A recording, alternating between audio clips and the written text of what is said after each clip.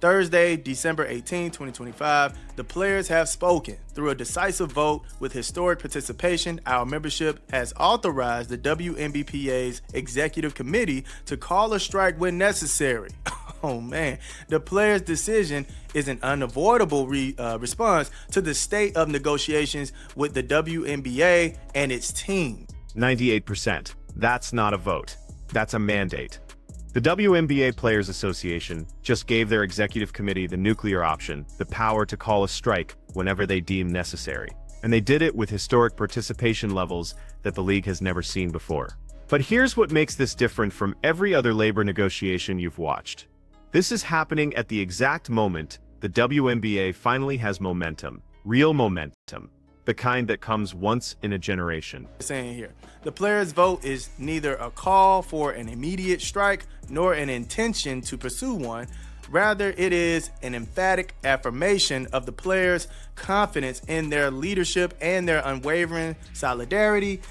Let me look over here, my camera and stuff in the way, against ongoing efforts to divide, conquer, and undervalue them. Let it be known, the players remain united, resolute, and prepared to fight for their value and their future. December 18th, 2024. That's when the players made their decision. The statement from the WNBPA didn't mince words. They called the league's negotiating tactics draconian provisions that have unfairly restricted players for nearly 3 decades. 3 decades. That's not about this season's CBA. That's about systemic issues that have been building since the league's founding in 1996.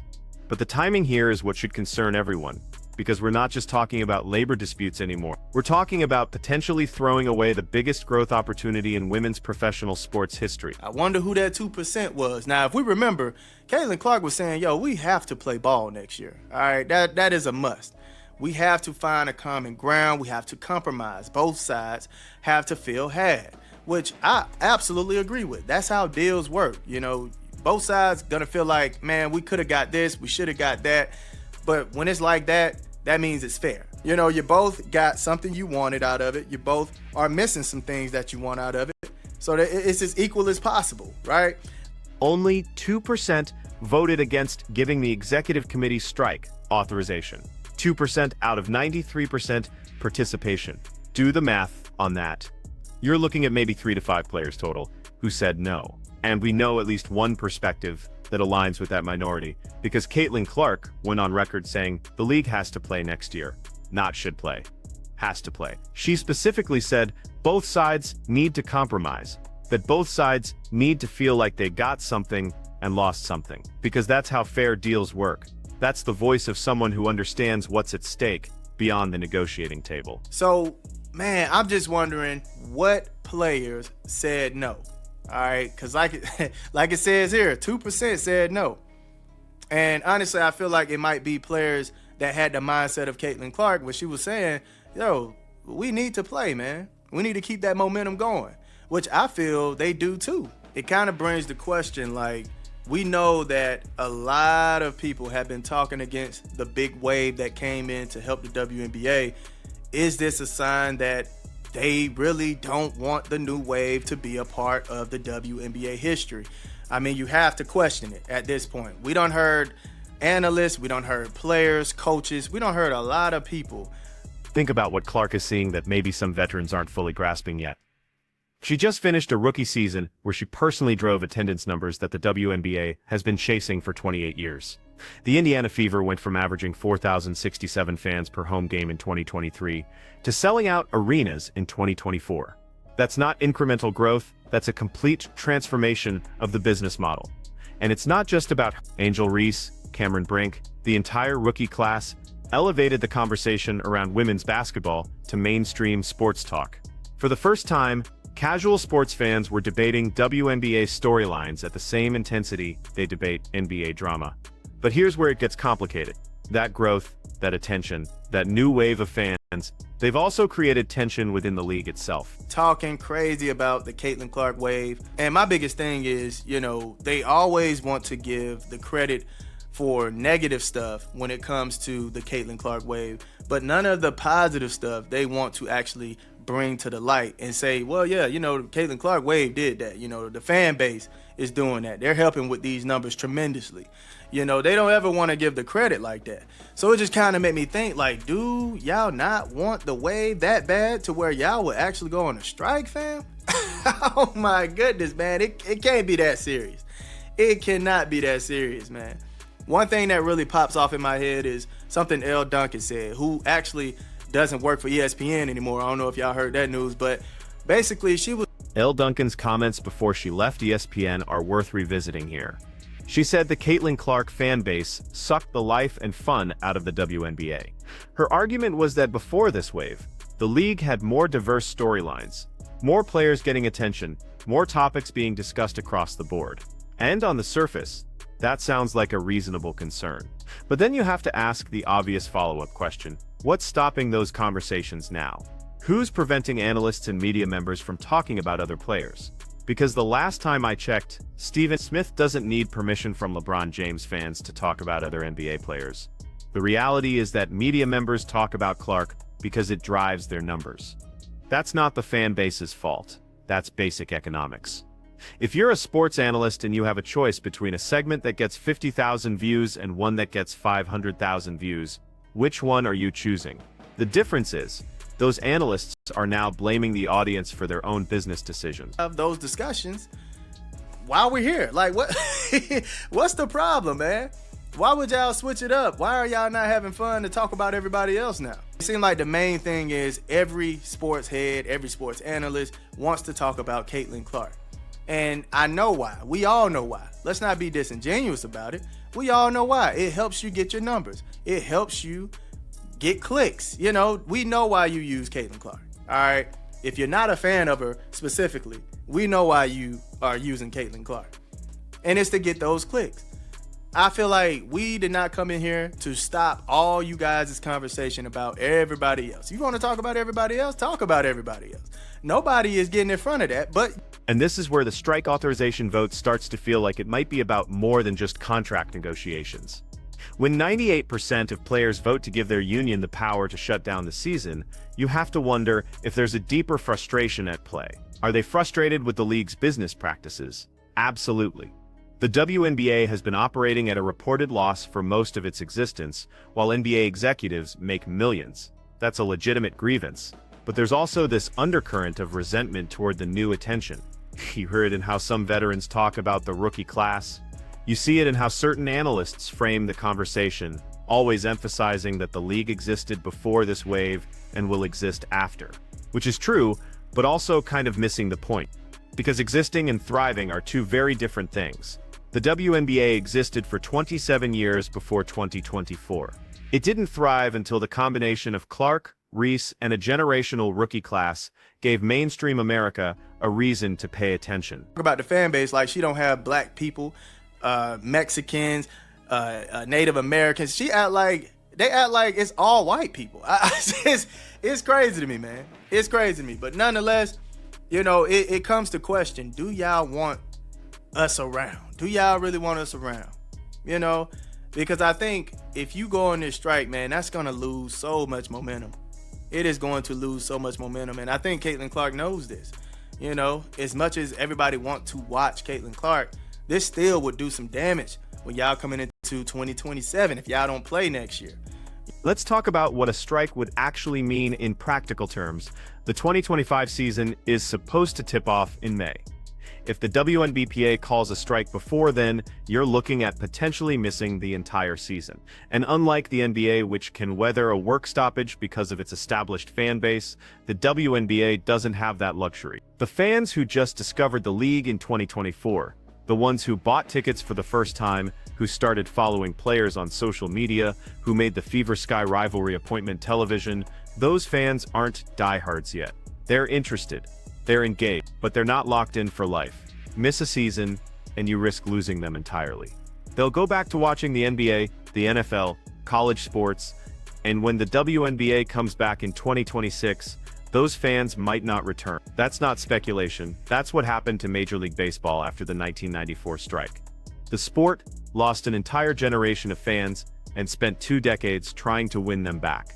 Some would argue they never fully recovered. It out, man. Now, as it stated in the comments, they're not trying to go on strike. Thank God. I don't know if I like them giving the executive the power to just call the strike, because I don't know. I don't know who's running the WNBPA's accounts, but they move a little funny. All right, they move a little funny.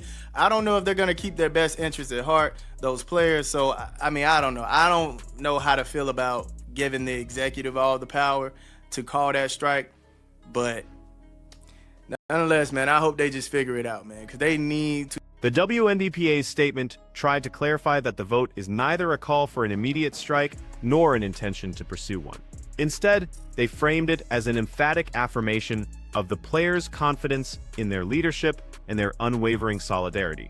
That's union negotiating language. It's a power move designed to show the league that the players are unified and willing to walk away if their demands aren't met. In theory, it's a smart tactic. You don't get leverage in negotiations by appearing desperate. But there's a difference between negotiating from strength and negotiating from a position that could destroy the very thing you're fighting for. The players want a bigger piece of the pie.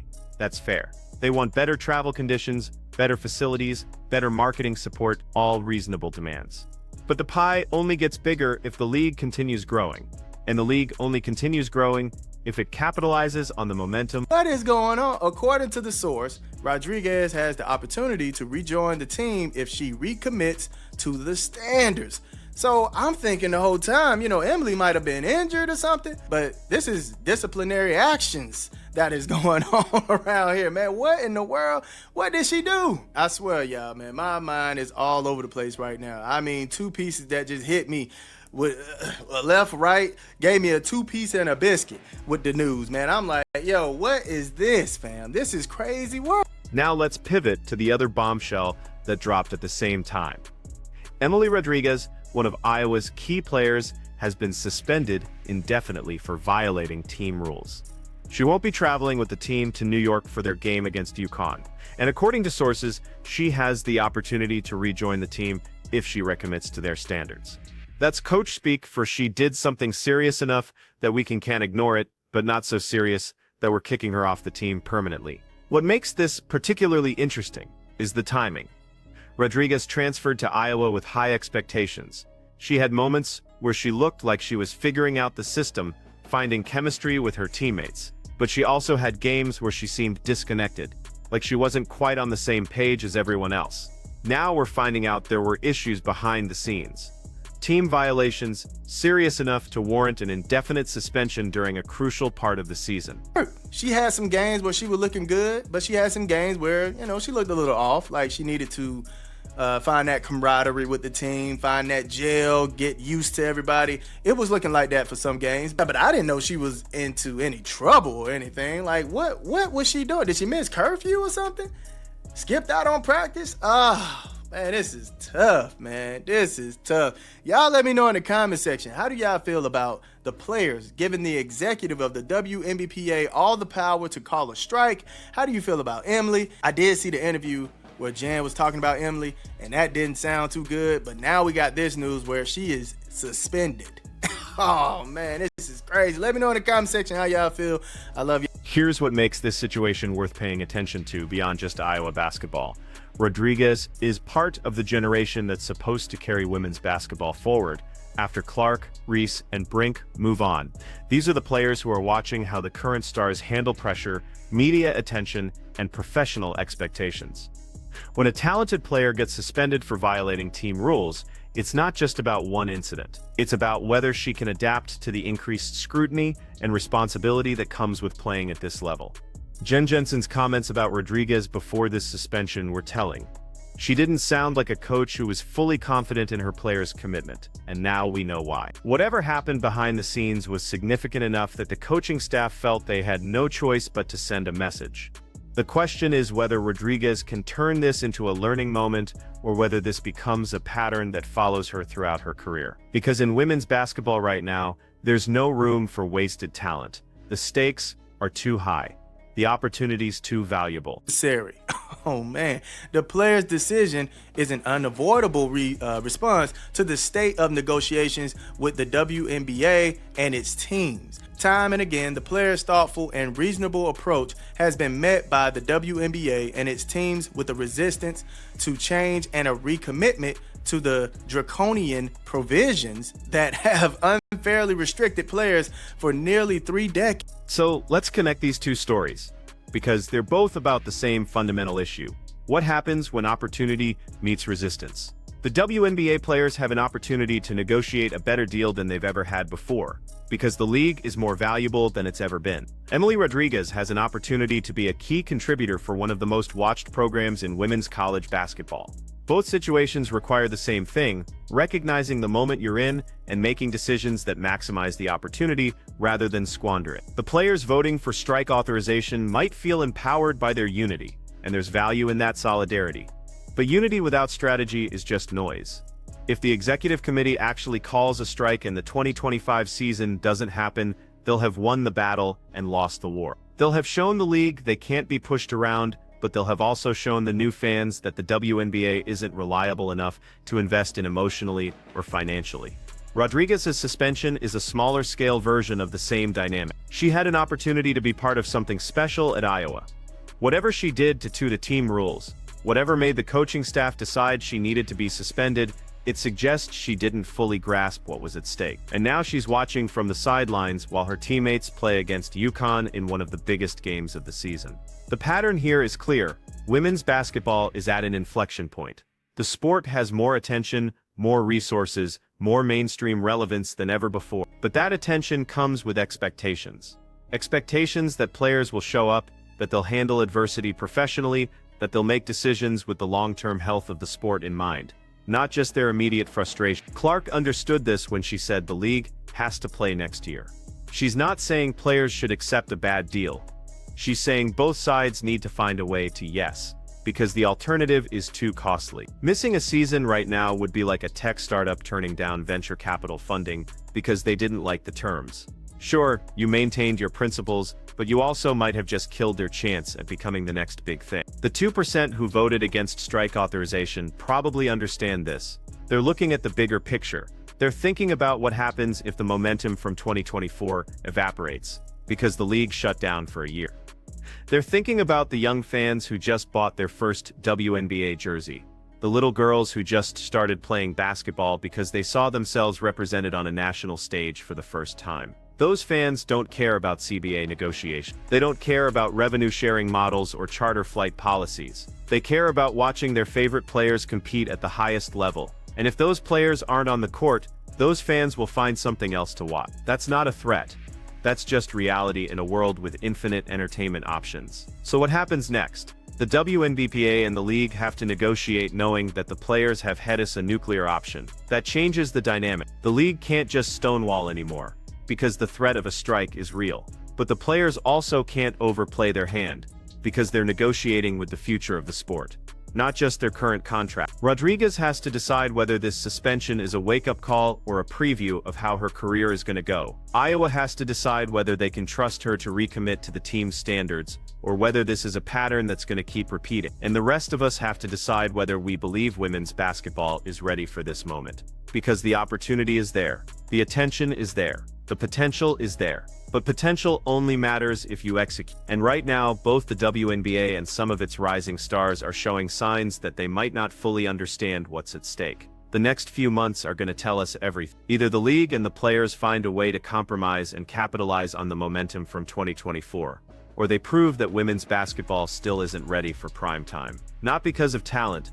The talent is clearly there, but because the people making decisions off the court can't get out of their own way long enough to let the sport reach its full potential. That's the real story here, not the strike authorization vote, not Emily Rodriguez's suspension. The real story is whether the people involved in women's basketball can rise to the moment they've been given, or whether they're going to look back in 5 years and realize they had lightning in a bottle and let it slip through their fingers because they couldn't see past their immediate frustrations. So where do you stand on this? Do you think the players are right to authorize a potential strike? Or do you think they're risking too much for uncertain gains? Do you think Rodriguez deserves a second chance, or should Iowa move on? Drop your thoughts in the comments because this conversation is just getting started. And if you want to see more breakdowns like this on everything happening in women's basketball, hit that subscribe button. We're building something here and I want you to be part of it.